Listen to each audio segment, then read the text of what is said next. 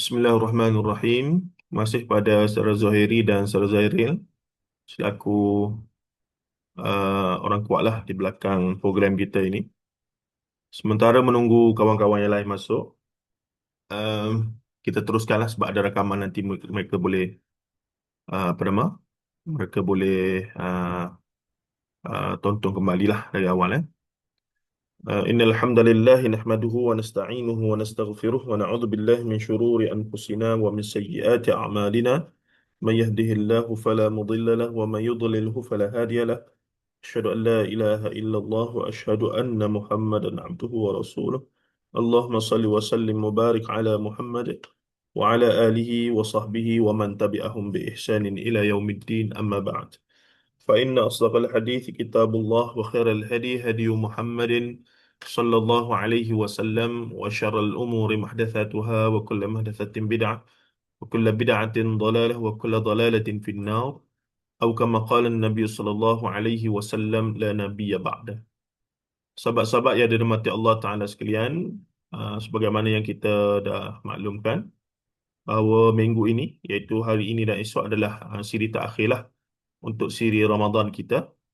Dan selepas Ramadan ini kita bincanglah lah grup ya, sama-sama kita nak teruskan majlis bacaan seminggu sekali ke 2 minggu sekali, dan mungkin jugalah saya dengan tim jejak tarbiyah akan anjurkan uh, apa program-program khusus yang meletakkan sedikit yuran komitmen untuk apa nama untuk inilah program-program yang khusus dan seumpamanya.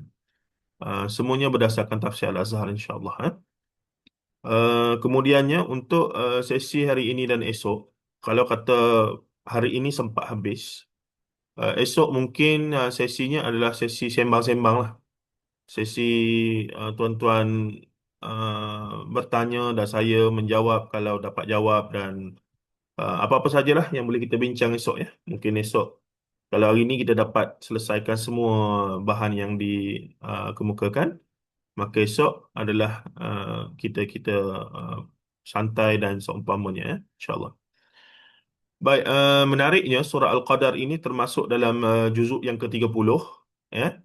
Juzuk Amma ataupun dikenali sebagai juzuk Amma lah berdasarkan surah An-Naba, Amma yatasaalun anin naba'il azim itu, dan ia adalah surah yang ke-97 berdasarkan Sunan Musa Usmani. Dan Hamka memilih terjemahan Al-Qadar ini kemuliaan. Nanti dia akan terangkan kenapa dia pilih uh, terjemahan Al-Qadar kemuliaan, bukannya maksud yang lain. Sedangkan Al-Qadar ini, Hamka juga sedar bahawa ada beberapa maksud lain sebagaimana kalimah bahasa Arab yang lain. Satu kalimah itu mempunyai beberapa maksud lain yang kena sesuai dengan konteks kalimah dan ayat itu digunakan. Ini kelebihan Buya Hamka yang sangat menguasai bahasa Arab dengan baik, dan dalam dalam erti kata dia mentafsirkan ataupun menghuraikan, merefleksi ayat Quran dan seumpamanya ya. Jadi surah ini hanya mempunyai 5 ayat sahaja, dan sebagaimana surah-surah lazim ataupun surah di juzuk 30 yang lain, ia ada surah Makkiyah ya. Surah yang diturunkan di Mekah, maka ia dinamakan sebagai surah Makkiyah ya. Baik, ini suratul Qadar Makkiyah wa ayatnya khamsun, 5. Kita tengok dulu bagaimana Hamka menterjemahkan ke dalam bahasa Melayu uh, klasik ataupun Melayu lama lah bahasa yang dia gunakan. Sedikit berbeza kalau dibuat perbandingan dengan terjemahan ataupun tafsir Pimpinan Ar-Rahman Syekh Abdullah Basmih ya. Walaupun uh, kurang lebih Syekh Abdullah Basmih lebih muda lah daripada Hamka, tapi ketika penulisan tafsir Pimpinan Ar-Rahman itu, uh, tafsir Al-Azhar rasanya sudah ada lah. Tafsir Al-Azhar sudah ditulis dan sedang diterbitkan dan seumpamanya. Baik. Bismillahirrahmanirrahim, dengan nama Allah yang Maha Murah lagi Maha Pengasih. Inna anzalnahu fi lailatul qadr.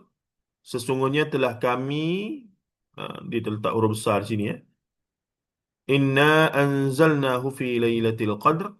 Sesungguhnya telah kami turunkan dia pada malam kemuliaan. Siapakah dia ni? Kalau dalam bahasa Melayu semasa, selain daripada manusia, kita pakai ia untuk merujuk kepada selain pada manusia. Jadi di sini dia adalah apa? Soalannya.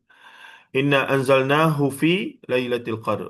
Sesungguhnya kami menurunkan dia pada malam kemuliaan. Sebagaimana Hamka telah memilih terjemahan Al-Qadar itu sebagai kemuliaan.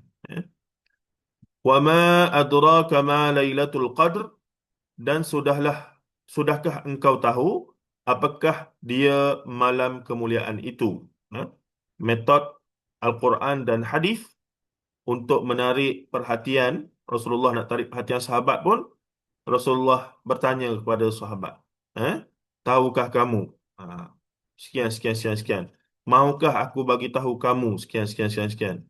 Ia mungkin boleh menjadi metod ataupun kaedah pendekatan kita jugalah dalam nak menarik perhatian orang dalam ceramah ke, dalam memberi nasihat, dalam mengajar sebagai cikgu, sebagai pensyarah, sebagai mak ayah yang nak berbual dengan anak-anak, tahu tak begini begini begini, tahu tak begini begini, nak tahu tak?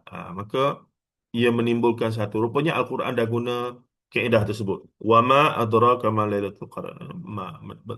Bertanyalah, dan apakah itu malam Lailatul Qadar, tahu tak? Lailatul, kemudian Allah sendiri menjawabnya. Sebab memang Allah tahulah, manusia takkan tahu benda tu. Dan Nabi Muhammad pun tak tahu. Kalau Allah Ta'ala bagi tahu, tak bagi tahu ya. Maka Allah pun menjawab dalam ayat seterusnya, Lailatul Qadri khairun min alfi syahr. Malam kemuliaan itu lebih utama. Hamka terjemahkan lebih utama instead of dia terjemahkan lebih baik. Khairun ni secara literalnya baiklah. Lailatul Qadri khairun min alfi syahr. Malam kemuliaan itu lebih baik ataupun lebih utama menurut Hamka ini daripada 1,000 bulan. Bukan sama dengan Lailatul Qadri mislu min alfi syahr sebagai contoh. Mislu alfi syahr. Seumpama 1,000 bulan. Tidak. Khairun min. Lebih baik lagi. Lebih lagi lah daripada 1,000 bulan. Yang sama dengan 83 tahun, berapa bulan lah? 4 bulan. Begitulah lebih kurang. Jadi di sini boleh difahami secara literal sahaja, secara terjemahan kasar sahaja bahawa Allah menjanjikan bahawa Lailatul Qadar itu lebih daripada 1,000 bulan. Okey. Tanazzalul malaikatu warruhu fiha biizni rabbihim min kulli amr. Tanazzalul malaikatu warruhu fiha biizni rabbihim min kulli amr. Tuhan turun malaikat dan ruh. Ruh, kalau literalnya ruh lah. Tanazzalul malaikatu warruh. Maka di sinilah mungkin sebahagian pihak tempoh hari lama dulu duk kata ruh di sini ruh orang mati. Kalau baca secara literal, kalau boleh bahasa Arab, kalau dia mahir bahasa Arab sekalipun, bila dia baca tanazzalul malaikatu warruh fiha biizni rabbihim min kulli amr, boleh jadi dia akan salah faham bahawa ruh di sini ruh orang yang telah mati. Maksudnya arwah-arwah tu keluar belakang, ya. Arwah yakni keluarlah roh-roh orang mati tu, turun ataupun keluar balik ke bumi ke sebab apa? Sebab malam Lailatul Qadar itu, Tapi roh di sini sebenarnya ada konteksnya, ada konteksnya. Tidak sebagaimana yang kita sangka ataupun sebahagian orang sangka itu, ya. Fiha biizni rabbihim min kulli amr, dengan izin Tuhan mereka membawa pokok-pokok dari setiap perintah. Terjemahannya dasar-dasar. Fiha biizni rabbihim min kulli amr, membawa arahan-arahan, baik. Salamun hiya hatta matla'il fajr, sejahteralah dia uh, sehingga terbit fajar. Matla'il fajr, sehingga sampai ataupun sehingga terbitlah waktu fajar, ini waktu subuh lah. Itu secara umumnya apa yang boleh kita lihat daripada terjemahan daripada 5 ayat surah Al-Qadar, yang Hamka pilih terjemahannya sebagai kemuliaan instead of Al-Qadar juga adalah ketentuan, penentuan ketentuan Tuhan, dan seumpamanya. Qada dan qadar, dan seumpamanya. Baik. Baik, kita tengok pula terjemahan. Dan menariknya, tuan-tuan, bagi yang tidak mengetahui, awal tahun 2015, lebih kurang begitu, lebih kurang 10 tahun dulu ya. Ketika itu, Fadilatul Syekh Profesor Dr. Muhammad Rozaimi Ramli baru balik daripada Jordan lah. Masa tu dia pun muda lagi, saya pun muda lagi lah. Jadi, masa dia kurang sibuk lagi masa tu, dia opsi, dan dia pun belum menjadi selebriti tingkat nasional lah ketika itu ya. Jadi saya berhubung dengan dia apa semua itu gini. Jadi antara yang saya cadangkan kepada beliau ketika itu, alangkah bagusnya kalau kita boleh melahirkan tafsir Al-Azhar yang ditakhrij hadis sepenuhnya. Kerana saya tahu ketika itu kajian takhrij hadis tafsir Al-Azhar, takhrij ini maksudnya mengeluarkan rujukan, dan dia ada azu ni sekadar menyatakan sumber asal lah. Kalau takhrij dia tinggi sikit, lebih dalam, bukan setakat menyatakan sumber tapi membahaskan pula status riwayat itu dengan membuat perbandingan dan seumpamanya. Jadi adalah beberapa sahabat saya juga yang tesis yang kita jumpa, setengah-setengah surah sudah dibuat oleh sebahagian pihak lah. Sama ada di peringkat master atau PhD saya tak perasan. Tapi adalah di Indonesia dan Malaysia yang membuatkan semakan hadis yang digunakan oleh Buya Hamka untuk merincikan lagi.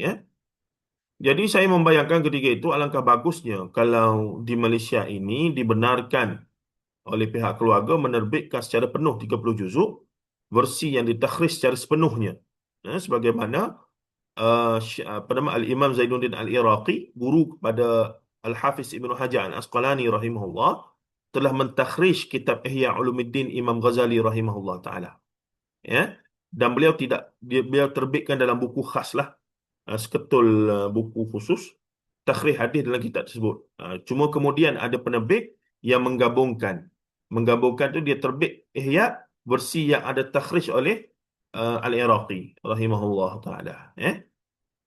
Jadi alangkah bagusnya saya berfikir begitu, kerana ya, walaupun Hamka sudah sangat berhati-hati dalam menggunakan hadis, namun tetaplah di sana adalah yang terlepas, dia tak nyatakan sumber, yang yalah, kadang-kadang tu ada jugalah, nanti kita akan tengok dalam surah Al-Qadar ni pun ada satu benda besar, sebagaimana yang tempoh hari kedudukan apa nama puasa tu, apa nama kafarah puasa tu, ada kedudukannya yang terbalik, no? Dalam surah Al-Qadar ni pun ada satu fakta yang mungkin Allah maghfir lahu warhamhu wa'afi wa'fu anhu, Allah Ta'ala ampunkan Buya Hamka, tapi terkhilaf lah. Dan benda tu biasa sebenarnya. Nak siap satu juzuk, satu tafsir ni, nak semak balik apa semua, bukan mudah lah. Tapi itulah peluang sarjana-sarjana, ilmuwan-ilmuwan yang datang kemudian untuk berkhidmat kepada karya tafsir yang hebat dalam bahasa Melayu ini. Baik, kata Buya Hamka, Inna anzalnahu fi lailatul qadr. Sesungguhnya telah kami turunkan dia pada malam kemuliaan. Ayat 1 ya. Artinya ialah bahawa kami, iaitu Allah. Inna di situ li ta'zim. Sebagian ulama tafsir menyebutkan cara Allah membahasakan diri dia, kata ganti namanya. Kalau Raja Sultan better, dan seumpamanya, maka Allah dalam uslub bahasa Arab, bila Allah menggunakan kami, bukan bermaksud dia jamak, dia ramai, dia plural, tapi lebih kepada litta'zim, untuk menunjukkan keagungan dan kebesaran zatnya yang maha agung itu ya. Maka bila sebut inna, sesungguhnya kami, maka kami di situ adalah Allahu Azza wa Jalla yang maha esa itulah. Sarwa, Tuhan sarwa sekalian alam. Sim ra waw. Sarwa. Nah, dalam bahasa kitab Jawi lama, sebahagian mereka yang membaca dengan baca yang salah. Dibacalah Tuhan seru sekalian alam, sebab sim ra waw, seru sekalian alam. Macam masuk juga seru sekalian alam kan. Tapi sebenarnya sarwa jagat. Ada istilah yang khusus yang diambil barangkali daripada bahasa Sanskrit yang menunjukkan Tuhan sarwa sekalian alam telah menurunkan Al-Quran yang mula-mula sekali kepada nabinya pada malam kemuliaan, yakni malam Lailatul Qadar. Turunnya macam mana? first time turun lah. Eh? Dan dalam kitab-kitab apa nama Ulumul Quran, secara yang paling masyhur lah, kalau dibincangkan bagaimanakah step-step penurunan Al-Quran itu, maka disebutkan daripada Sidratul Muntaha, Allah menurunkan Quran tu daripada yang lebih tinggi lagi, Al-A'la, yang tempat yang tertinggi, maka diturunkan kepada Sidratul Muntaha, ya, langit ketujuh. Kemudian diturunkanlah secara lengkap, ya, secara lengkap ke Baitul Izzah, langit pertama. Daripada sinilah turun kepada Nabi SAW selama 23 tahun, ya, 10 tahun di Makkah dan 13 tahun di Madinah. Ya, 10, 13. Secara berperingkat oleh Jibril alaihissalam. Ha. Secara umum ini pandangan yang masyhur lah. Mungkin ada beberapa pandangan lain, tapi ini yang paling masyhur tentang penurunan Al-Quran. Makanya daripada tempat Al-A'la yang tertinggi turun kepada Baitul Izzah, Baitul Ma'mur, dan kemudian Baitul Izzah secara lengkap 30 juzuk, 14 surah. Dan kemudian daripada Baitul Izzah ini turun kepada Nabi Muhammad secara berperingkat selama 23 tahun. Ya? Baik. Katanya lagi apa? Lailatul Qadar kita ertikan malam kemuliaan kerana setengah dari arti qadar itu ialah kemuliaan. Bermaksud hamka tahu bahawa Al-Qadar ini qadr ini mempunyai beberapa makna dalam bahasa Arab yang asal. Antaranya kemuliaan yang dia pilih untuk surah ini, dan juga boleh diartikan, dan boleh juga diartikan Lailatul Qadar itu malam penentuan. Tengok, bermaksud Hamka sangat faham tentang hal ini. Bukan kata dia reka-reka ke ikut-ikut, tidak. Kerana pada waktu itulah mulai ditentukan khitah atau langkah ataupun ketetapan yang akan ditempuh oleh Rasulnya di dalam memberi petunjuk bagi umat manusia. Kedua erti ini boleh dipakai, kata Buya Hamka. Kalau dipakai erti kemuliaan, maka mulai pada malam itulah kemuliaan tertinggi dianugerahkan kepada Nabi SAW. Apa dia? Al-Quran. Kerana itulah permulaan malaikat Jibril menyatakan diri di hadapan beliau di dalam Gua Hira, sebagai yang telah kita tafsirkan pada surah Al-Alaq yang telah lalu. Dan pada malam itu pula lah peri kemanusiaan diberi kemuliaan, dikeluarkan dari zulumat, kegelapan, kepada nur cahaya. Minaz zulumati ila nur, kata Syekh Ma'syarawi, seorang muqri, qari daripada Mesir. Kenapa Al-Quran menggunakan zulumat, jamak, banyak kegelapan, tapi bila nur, plural, mufrad, satu saja. Ini kerana menunjukkan jalan kesesatan, jalan kesyirikan, kesesatan, apa semua tu banyak. Zulumat, kegelapan yang banyak. Tapi nur, yakni nur ilahi, yakni petunjuk Allah, wahyu ataupun hidayah Allah itu satu sahaja. Sebab tu dia nur, bukan anwar. Kalau tak, minaz zulumati ilal anwar sebagai contoh. Ila anwar. Tapi tidak, minaz zulumati ila nuri. Begitu. Cahaya petunjuk Allah yang gilang gemilang, dan jika diartikan penentuan, sebagaimana makna yang kena juga sebenarnya, tidaklah salah, ataupun mungkin setengah pihak melihat ia lebih tepat. Berartilah di malam itu dimulai menentukan garis pemisah di antara kufur dengan iman, jahiliyah dengan Islam, syirik dengan tauhid. Tengok.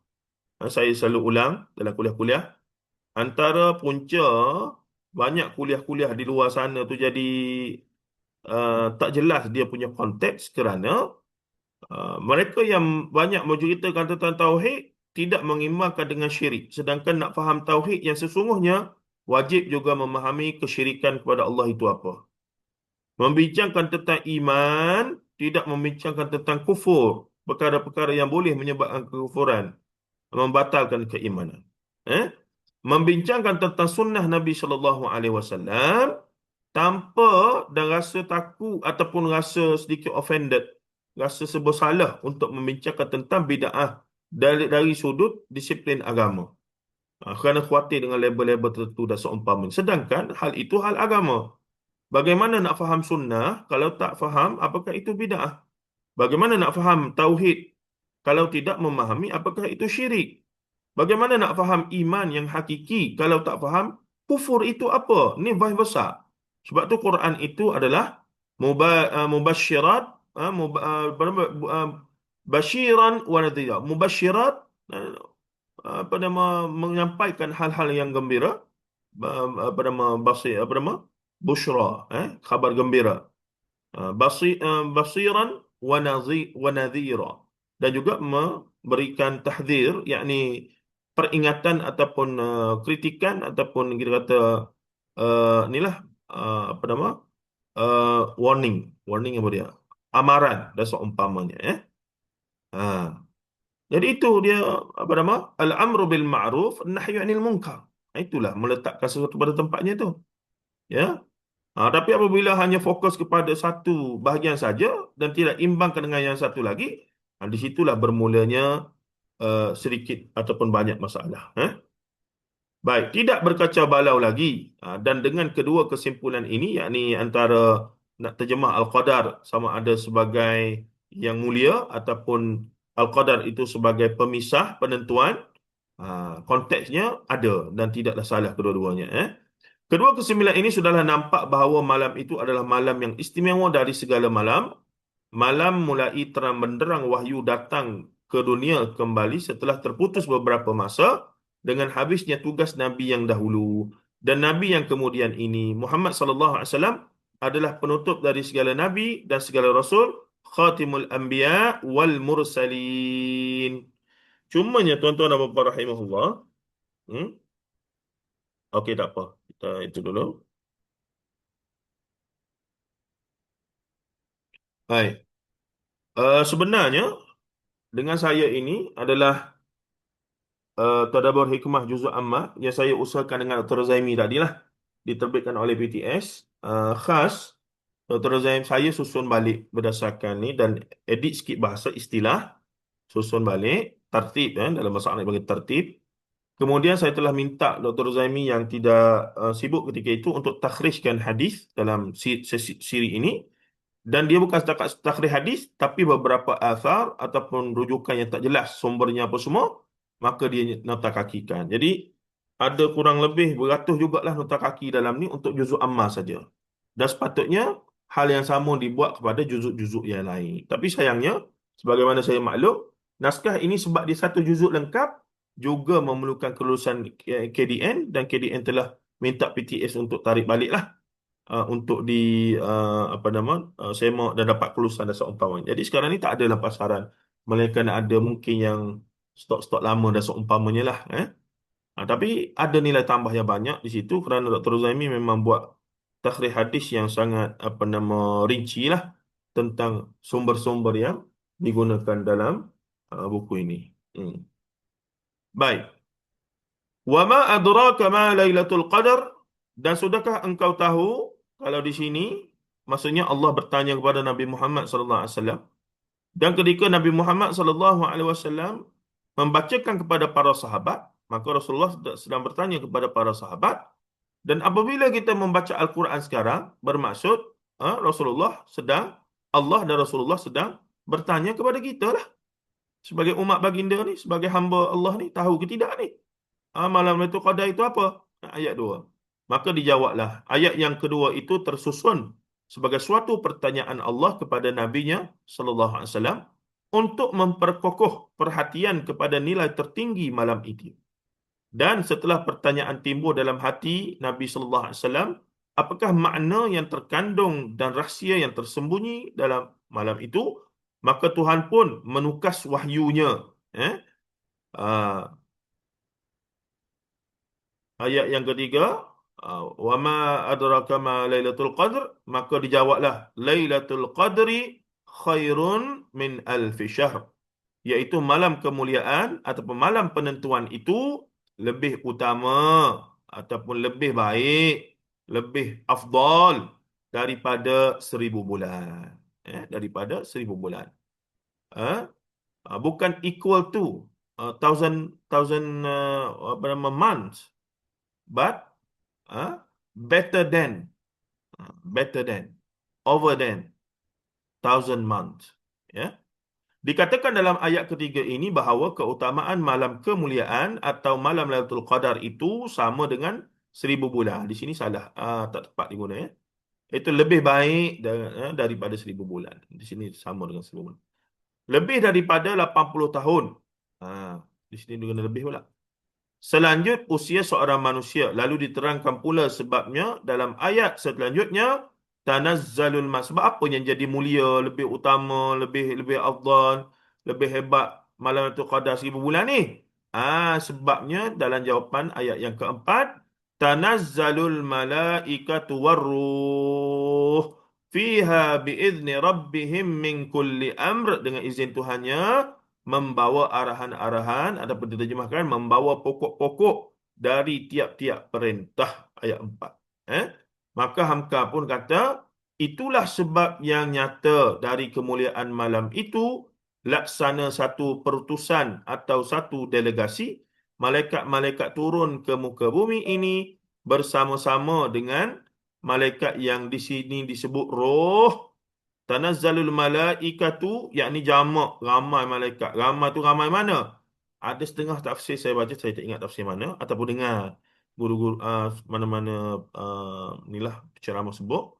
Ada setengah riwayat, ada setengah keadaan itu disebutkan punyalah ramai malaikat pada malam itu qadar ini sehinggakan ruang angkasa raya Bima Sakti langit pertama ni penuh dengan malaikat sampai mereka beresak-esak. Sampai mereka, ialah Jibril saja besar mana? Kan? Jibril saja tu besar mana? Jadi itu tak masuk malaikat yang kecil, yang besar, yang kita tak tahu rupa macam mana. Malaikat kita hanya mampu bersandarkan kepada wahyu daripada Allah saja tentang rupa parah asal malaikat itu lagu mana. Kan? Maka tak cumanya sebagaimana dalam hadis-hadis lain sebut, bila satu doa yang disebutkan pada malam itu qadar ataupun dalam salat dan seumpamanya, malaikat yang aminkan doa tersebut, makanya sebagaimana contoh siapa yang ziarah orang sakit, idza hadartumul marid awil mayyit, siapa yang hadir untuk ziarah kepada orang sakit ataupun orang mati, uh, maka disuruhlah berkata yang baik-baik. Kerana apa? Li'annal malaikata tu'amminuna mimma taqulun. Kerana para malaikat mengaminkan apa yang kamu sebut ketika itu. Maka kita disunnahkan bila pergi ziarah orang sakit, orang mati, hanya bercakap hal-hal yang baik tentang si mati kerana ia boleh jadi doa yang diaminkan oleh para malaikat yang ramai ketika kematian tersebut yang datang. Ialah yang ambil roh 60,000. Dalam hadis lain sebut riwayat Ahmad dan seumpamanya. Jadi roh di sini, malaikat yang di sini disebut roh, iaitu kepala daripada roh ni. Tanazzalul malaikat war roh ni, roh ni roh orang mati ke? Yang dipahami, mungkin dipahami oleh setengah pihak. Roh orang mati balik pada malam Lailatul Qadar, melihat anak bini dia buat apa-apa semua betul bini tu. Tidak, rupanya roh di sini ada konteksnya yang khusus, yang kalau saya yakin orang tu orang Arab sekalipun, kalau dia tak baca tafsir, maka dia pun boleh salah faham sebagai roh biasa ni juga. Iaitu kepala daripada sekalian malaikat. Siapa dia? Itulah malaikat Jibril alaihi salam, yang kadang-kadang disebut juga Ruhul Amin. Banyak Quran guna istilah yang merujuk kepada yang namanya Jibril. Dan ini pendapat yang majoriti lah ya, setakat yang saya tahu. Dan kadang-kadang disebut juga Ruhul Qudus. Ruhul Amin, roh yang paling dipercayai. Ruhul Qudus, roh yang kudus apa? Suci. Menghantarkan wahyu kepada Nabi yang telah terpilih buat menerimanya, yakni Al-Mustafa Muhammad sallallahu alaihi wasallam. Dia dalam Gua Hira. Nilai malam itu menjadi tinggi sekali, lebih utama, lebih tinggi, lebih afdal daripada 1000 bulan, setinggi-tinggi usia biasa yang dapat dicapai oleh manusia. Pada kali pertama dan utama itu Jibril memperlihatkan dirinya kepada Muhammad menurut keadaannya yang asli. Di sini ada isu. Di sini ada isu pertama. Sebelum kita masuk sini, saya nak jelaskan juga kenapakah setengah ulama bincang, dan saya dengar guru-guru saya sebut, cuma saya tak boleh nak nyatakan sumbernya di mana, tapi saya yakin ia benar.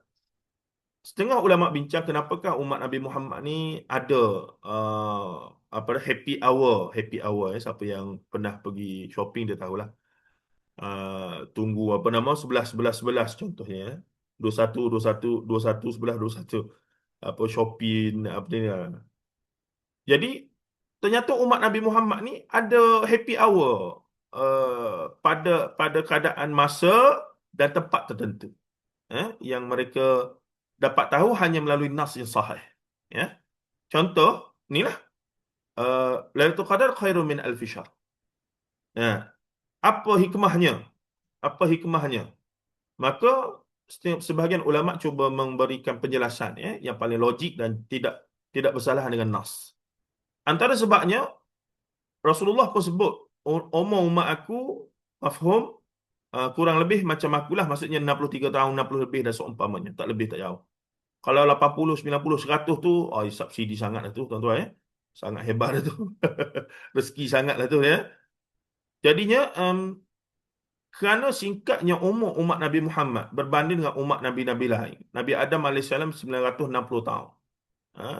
Kemudian Nabi Nuh AS hampir 1000 tahun, 950 juga. Dakwah saja. Dan seterusnya, dan seterusnya. Maksudnya umat-umat Nabi lain umurnya panjang. Jadi umat Nabi Muhammad ni nak umur panjang macam tu tak boleh, sebab sudah ada ketetapan ataupun keumuman bahawa umur kita sekitar 60 atau 100 tu tak ada orang sangat lah. Boleh kira dengan jari, di dunia hari ni. Makanya happy hour begini ni sangat penting lah untuk kita mengejar dan mendapat, untuk cuba untuk mendapatkannya, kerana dengan umur yang singkat tapi kita dapat nak buat gandaan pahala yang begitu sekali dahsyat, iaitu sama dengan 83 tahun. Maksudnya begini, kalau nak faham secara literal dan secara matematiknya, kalau malam Lailatul Qadar itu, yang saya juga menerimanya, malam Lailatul Qadar itu bukanlah sebagaimana yang difahami oleh sebahagian orang tua kita, ia adalah satu malaikat duduk berjalan, nanti rasa sejuk, seram sejuk, maka ada pokok sujud, itu nanti Buya Hamka akan kritik di bawah nanti. Tapi kalaulah pada malam Lailatul Qadar itu kita bersolat maghrib, sebab masuk maghrib, saya juga nanti di akhir saya awalkan, saya menerima Lailatul Qadar itu sepanjang malam, iaitu masuk waktu maghrib sampailah subuh.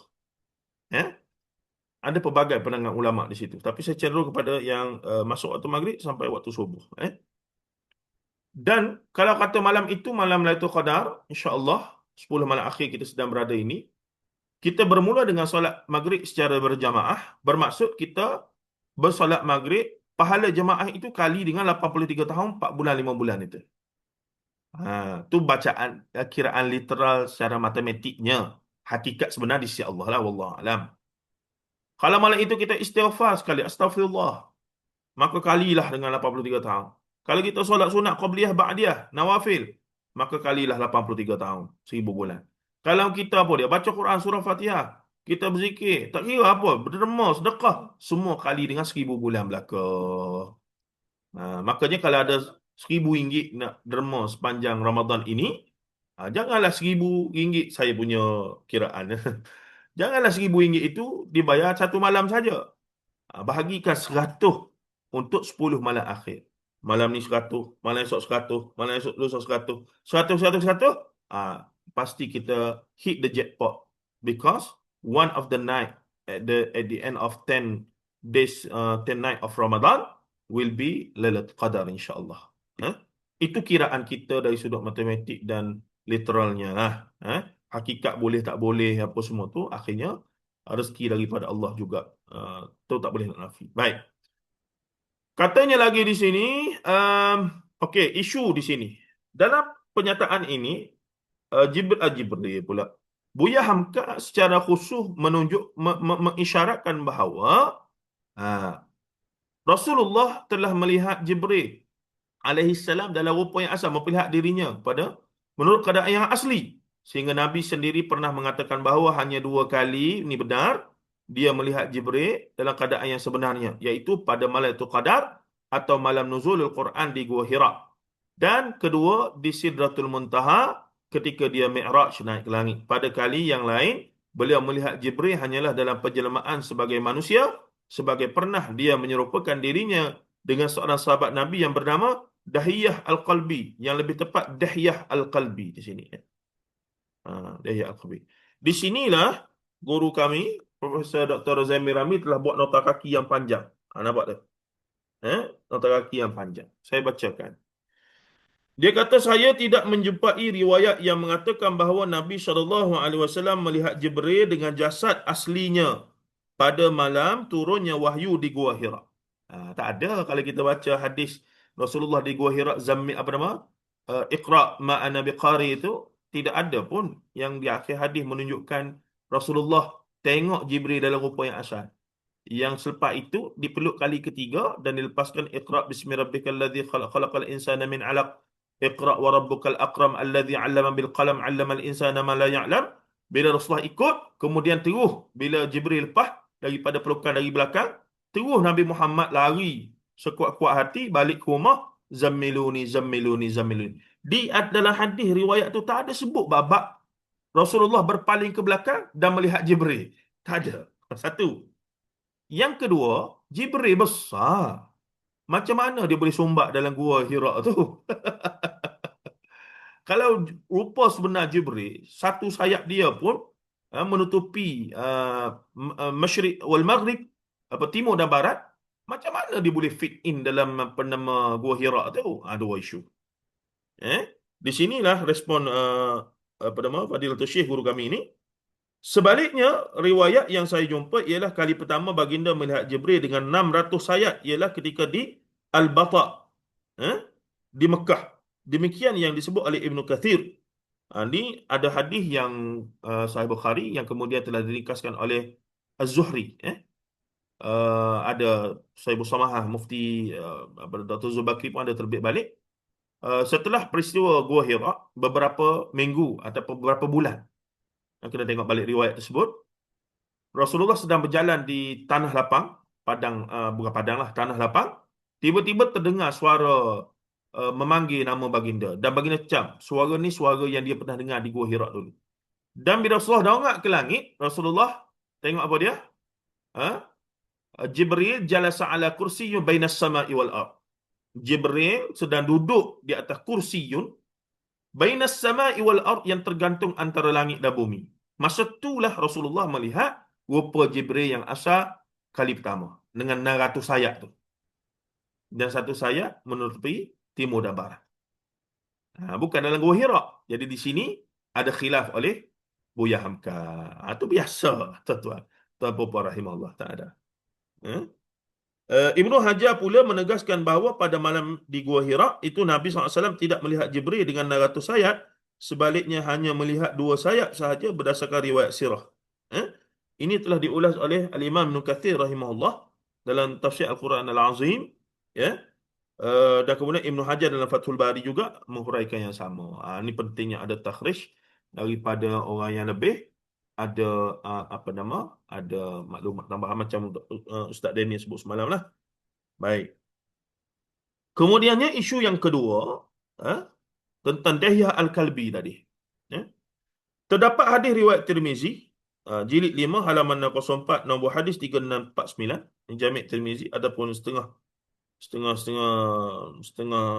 ulama memanggil Sunan Tirmizi, ada setengah panggil Jami' Tirmizi. Ada konteksnya masing-masing di situ.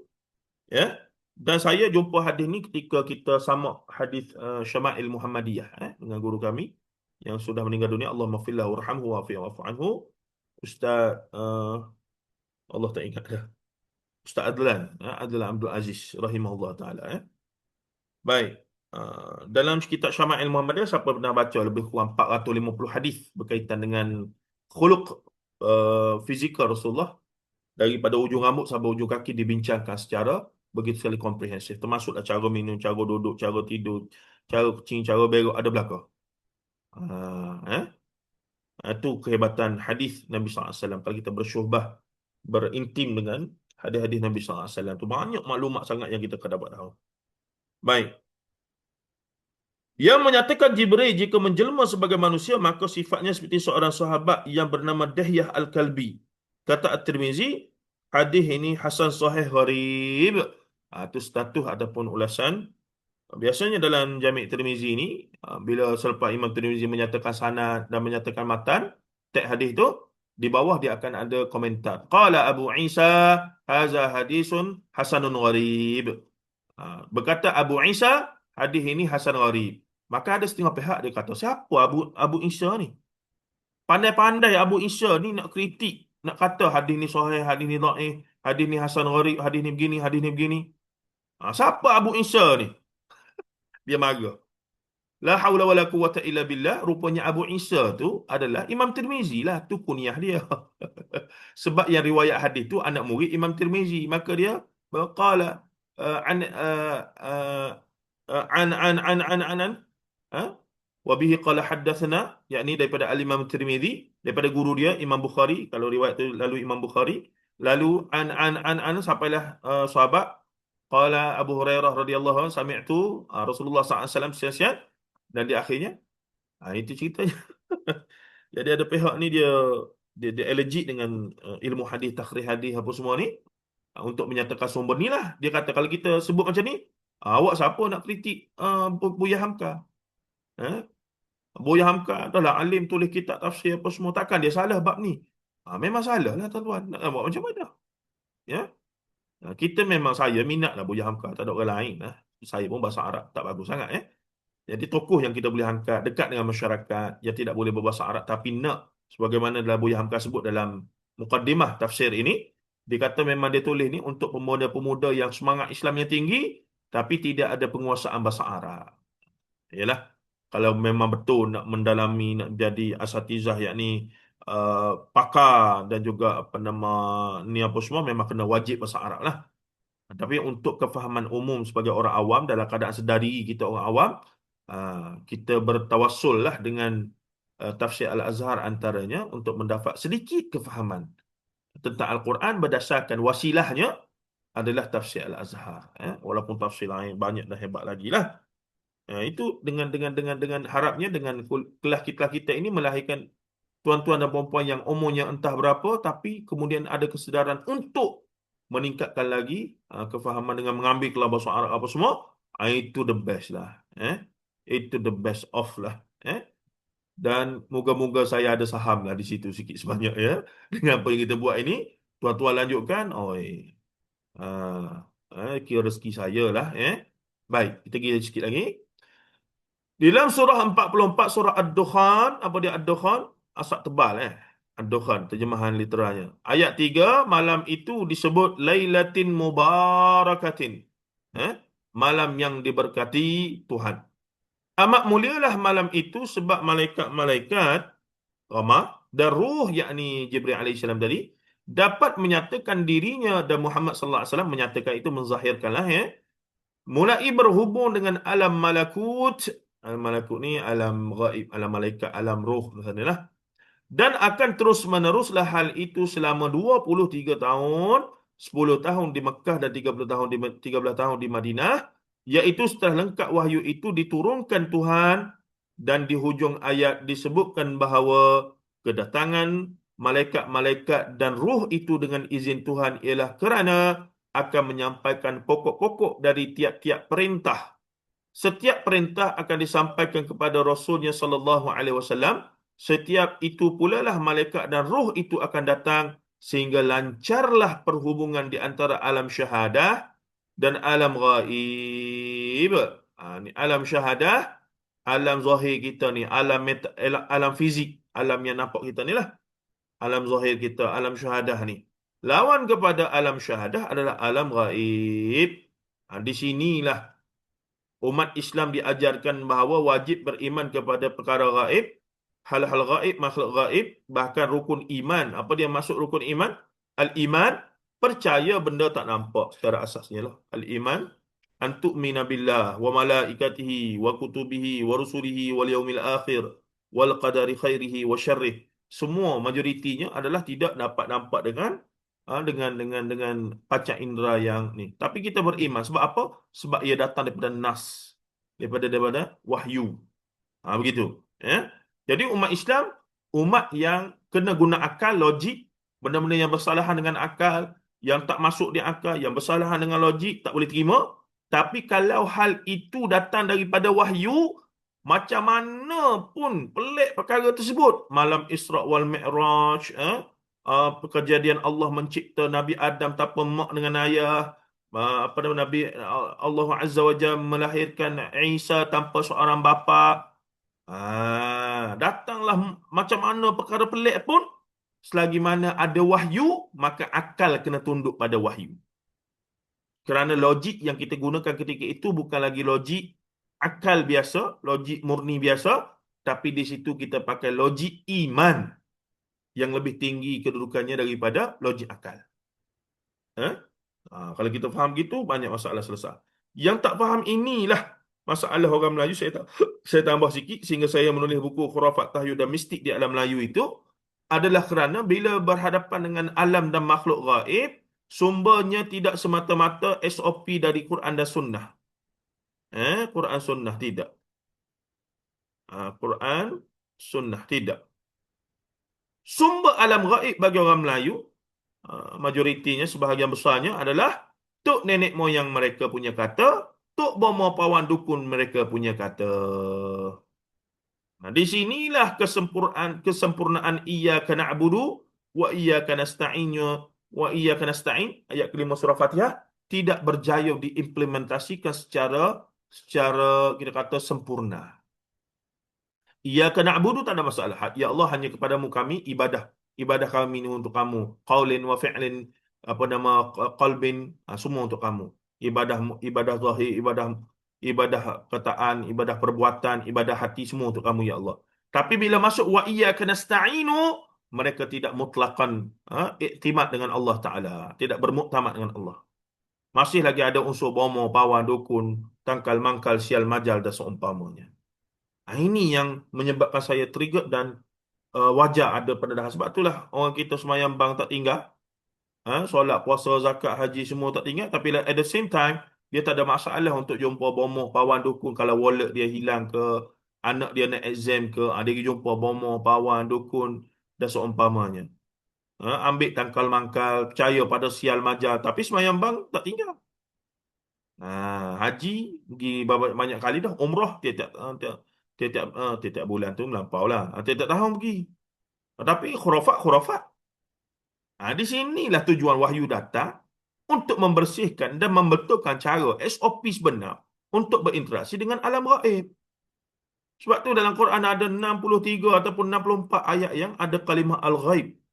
Ghayabah ni. Ghuyub, ghaibun. Nah, dan seumpamanya kata terbitan daripada ghayabah, ghaibun. Nah, wa qultu astaghfiru rabbakum innahu bukan. Disebutkan banyak ayat yang menunjukkan bahawa mafatihul ghaib dan seumpamanya yang mengisyaratkan tentang hal ini. Ya. Yang tu kita boleh syarah banyak pula. Saya tulis buku khas pula tentang perkara ini untuk memahami isu-isu yang masih fundamental, yang masih tidak beres. Walaupun kita dah moden, Islam pun macam-macam maqasid syariah lah hari ni. Yang baru ni apa dia? Madani lah, maqasid syariah lah. Apa lagi? Macam-macam lah. Tapi ada hal-hal fundamental yang kita tidak selesai lagi. Dan ia secara tidak langsung berkaitan dengan akidah kita sebenarnya. Daerah akidah. Sebab berinteraksi dengan perkara-perkara gaib. Termasuklah hal-hal amalan-amalan yang diyakini dapat pahala. Sebenarnya tidak ada. Bagaimana kita yakin benda itu ada pahala? Para ulama yang mengharuskan beberapa amalan yang tidak ada secara khusus, mereka pun tak berani nak kata ada boleh pahala, sunat apa semua. Paling tidak kalau mereka guna dalil umum untuk justifikasikan amalan kebiasaan masyarakat sebahagiannya, mereka kata hal ini diharuskan. Harus apa dia? Buat tak apa, tak buat tak ada masalah. Dan mereka tak berani dapat pahala perkara tersebut. Kalau kata sunnah yang sunat hukumnya, confirm dapat pahala sunat. Kerana dalilnya jelas. Di situlah kita sebagai orang Islam boleh memilih the best of. Kita boleh memilih yang paling afdal, yang paling aula, yang paling kita kata tepat dengan sunnah Rasulullah sallallahu alaihi wasallam. Di situ duduk dia, ya. Baik, okey. Kenapa hal ini berlaku ya? Kalau saya nak sambung sikit supaya kita ada bahan untuk lanjutan untuk esok ayat kelima ni ya. Saya mungkin berhenti sini ataupun saya tambah dengan ceritalah pasal benda gaib ni ya. Eh? Ataupun sedikit selingan untuk tambahan. Kenapakah dakwah ataupun wahyu yang pertama itu banyak berinteraksi dengan hal gaib? Dalam keadaan kafir Quraisy, Yahudi dan Nasara percayakan kepada Allah sebagai the God Almighty. Eh? Rububiyah Allah Ta'ala, yakni Allah yang mencipta. Kalimah Allah memang digunakan oleh kafir Quraisy. Ayah Rasulullah sebagai Abdullah. Eh? Mereka nak tulis treatis perjanjian Bismikallahumma, dengan namamu ya Allah. Walaupun mereka tak setuju Bismillahirrahmanirrahim. Maksudnya kalimah Allah yang merujuk kepada the supremest power, the God Almighty that has created this world, memang diterima oleh kafir Quraisy, apatah lagi Yahudi dan Nasara. Yang memang kalau kita tanya pada mereka hari ini pun, orang Kristian, orang Yahudi apa semua, who's created this world? Mereka kata the God Almighty, the one. Maksudnya Allah Azza wa Jal. Mereka terima walaupun istilah mereka lah, the God ke, the apa ke, begitu gini. Tapi mereka tahu yang mencipta alam ini adalah the God Almighty. Maksudnya dari sudut rububiyah, sifat rububiyah Allah Ta'ala itu secara umumnya mereka terima. Bukanlah bermaksud mereka bertauhid rububiyah, tapi sifat rububiyah itu mereka terima secara tak langsung dengan mengiktiraf Allah sebagai Allah, the God Almighty, the one yang menciptakan alam ini segala-galanya. Sebagaimana kalau kita tanya orang Kristian, siapa yang cipta Adam and Eve in the heaven, as stated in your Bible? Maka mereka jawab, the God Almighty has created Adam and Eve in the heaven. Apa nama, dengan makan apa nama forbidden fruit dan seumpamanya itu. Kisahnya dalam Bible kan. Tapi apa isunya mereka ini? Isunya adalah apabila kafir Quraisy dalam mereka duduk itu, mereka menjadikan wasilah-wasilah. Patung berhala mereka lah.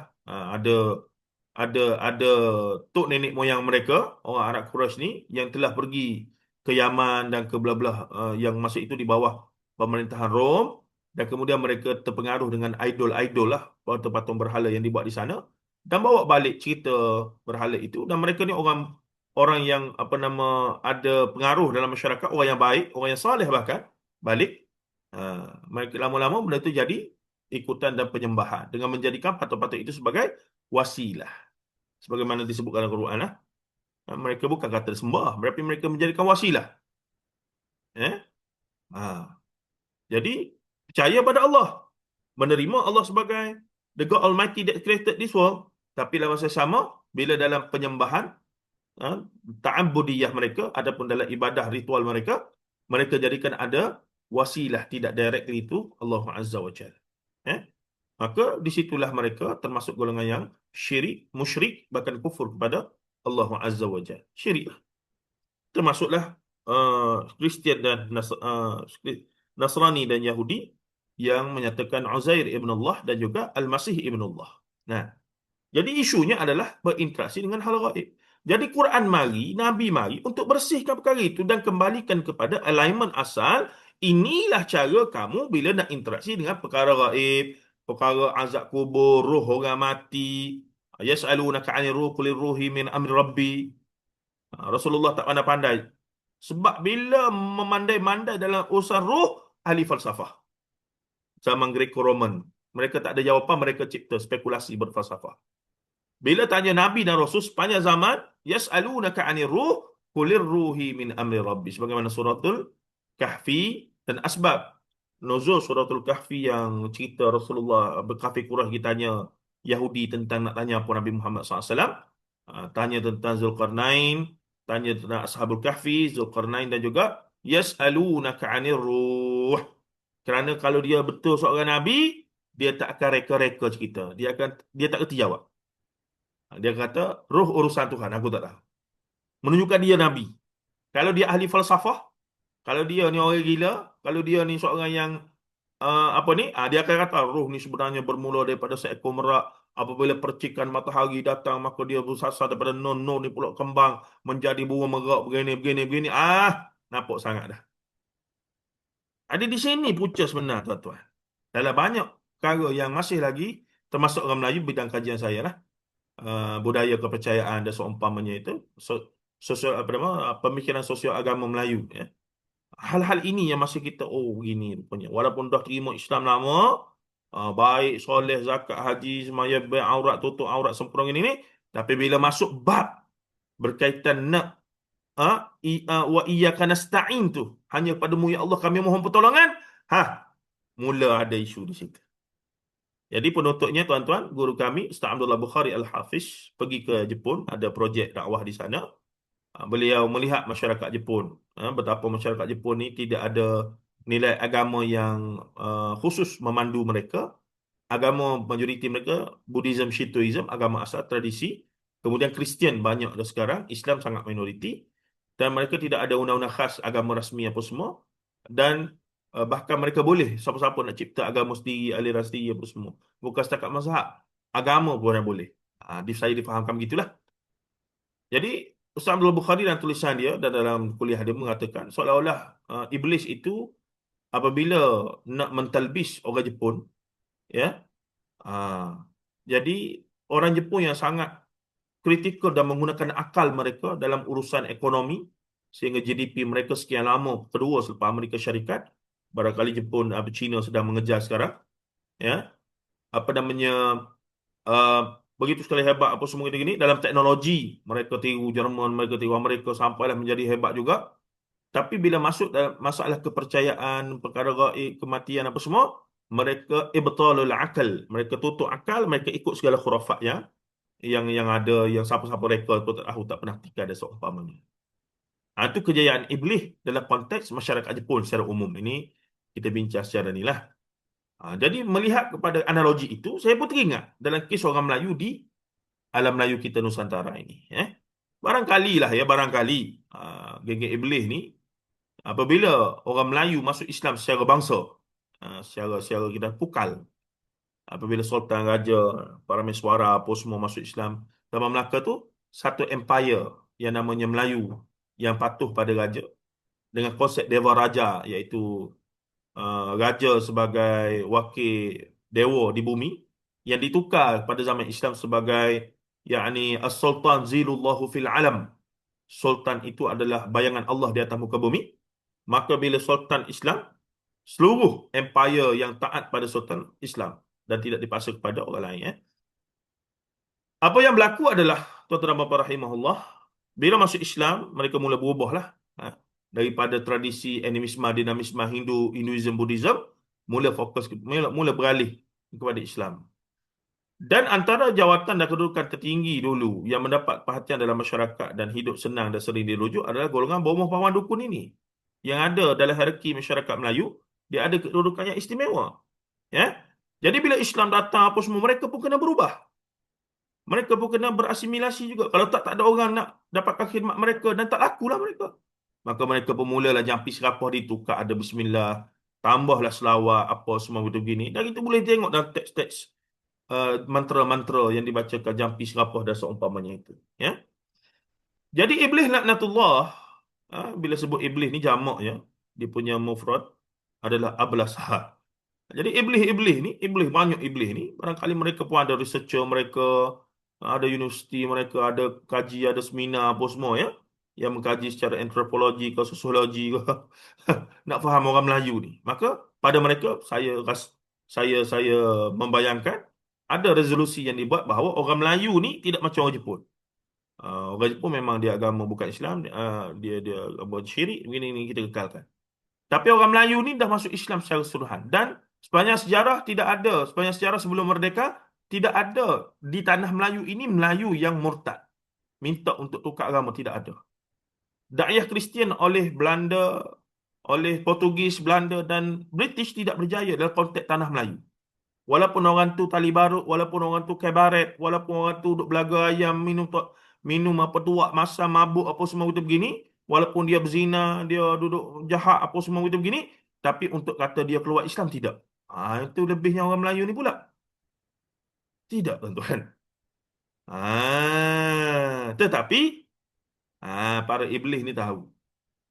Mereka buat resolusi. Orang Melayu ni, dia nak sembahyang, dia nak puasa, dia nak zakat, dia nak haji, dia nak ikut sunnah Nabi, dia nak buat apa, kita biarkan.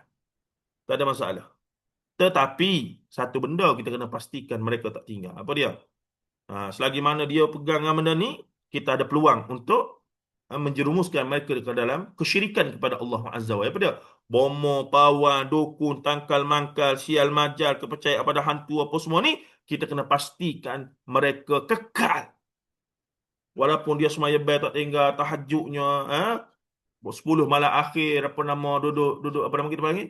Duduk iktikaf di masjid apa semua. Tapi dalam keyakinan dia, dalam kepala otak dia, dalam hati sanubari kulub dia tu, kita kena pastikan dia ada kepercayaan juga kepada bomoh, pawan, dukun, tangkal, mangkal, sial, majal, segala apa itu, yang mana tidak sempurna. Iyyaka na'budu wa iyyaka nasta'in.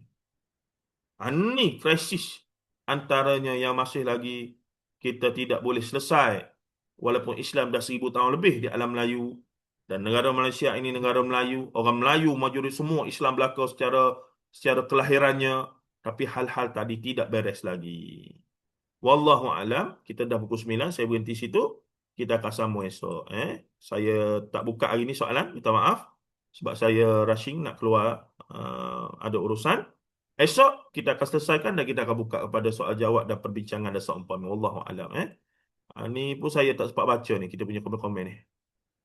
Saya cuba tengok sikit lah. Okay. Bang Faizal banyak share ni. Okay, ambil memang Ustaz. So the issue we are facing the lack of awareness. Okay, data ada saya dengan bahawa Iblis juga asalnya ketua malaikat. Tidak sahih. Puan Minha yang kata Iblis sebagai ketua malaikat yang namanya Azazil, tidak sahih. Dan itu banyak diulah oleh ulama-ulama hadis dan ulama tafsir yang muktabar bahawa ia tidak sahih. Tapi dia makhluk yang boleh akses pada Allah dan berada di langit apa semua, betul lah. Wa iz qala rabbuka lil malaikati inni ja'ilun fil ardi khalifah, memang jelas. Ketika itu dia sebab iblis ni sendiri adalah apa nama? Iblis ni sendiri adalah pada asalnya makhluk yang, sebab dia pun diciptakan daripada api, dia bangsa jin, malaikat daripada cahaya. Beza di situ. Dan disebabkan dia boleh akses ke langit dan melihat segala apa yang berlaku pada Adam semua tu, maka di sebagian ulama menyatakan dia ada ilmu lah. Dia lah dia boleh berinteraksi dan akses ke langit, kan. Maksudnya berinteraksi dengan Allah dan seumpamanya itu,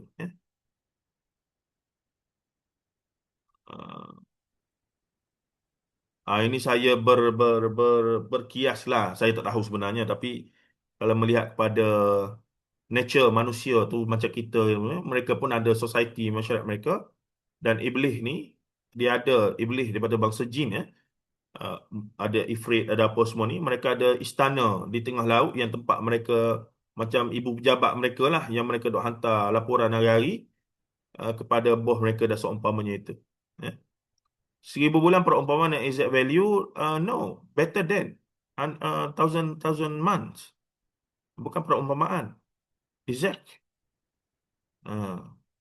Ya, lebih baik daripada 1000 bulan. Lebih baik daripada 1000 bulan tu bold statement daripada Allah Azza wa Jal. Kalau sekadar perumpamaan, dia tidaklah setaukid itu, sejelas itu. Okey, soalan lanjutan boleh tanya dalam grup, nanti saya respon slow-slow ataupun kita bincangkan esok, insya-Allah. Hari ini kita berakhir di sini dulu. InsyaAllah, jazakumullah khairan kathira wa barakallahu fikum. Selamat berbuka puasa. Kita jumpa esok untuk sesi lain, insyaAllah. Sallallahu alaihi wasallam Muhammad wa ala alihi wa sahbihi ajma'in. Alhamdulillah rabbil alamin. Assalamualaikum warahmatullahi taala wabarakatuh. Waalaikumsalam. Terima kasih banyak-banyak Ustaz untuk sesi pada hari ini. So, menjadi tugas kita mencari untuk malam-malam terakhir Ramadan ini, untuk mencari malam yang lebih baik daripada 1000 bulan. Dan seronok tadi bila Ustaz terangkan, apabila turunnya Al-Quran, maka perhubungan di antara alam syahadah dengan alam gaib tu uh, berpanjangan dan memadai untuk orang Melayu, untuk orang Islam mengambil sumber alam gaib daripada Quran dan juga hadis. Tak perlu nak ambil daripada dukun, pawang, mangkal dan juga sebagainya. Sesi kita memang short je untuk hari ini. Terima kasih, kita achieve juga lebih kurang 29-30 peserta. Dan kalau ada nak bertanya apa-apa, boleh tanya dalam grup. Boleh terus aktif dalam grup, tanya soalan, kongsi nota dan juga sebagainya. Kami sangat hargai. Dan untuk esok, kita cuba kejutkan kawan-kawan kita yang lain supaya sama-sama dapat join sesi yang terakhir esok pada bulan Ramadan ini. Okay? Jadi itu saja. Terima kasih tuan-tuan, puan-puan semua. Kita jumpa dalam grup. Boleh kongsikan nota. Assalamualaikum warahmatullahi wabarakatuh.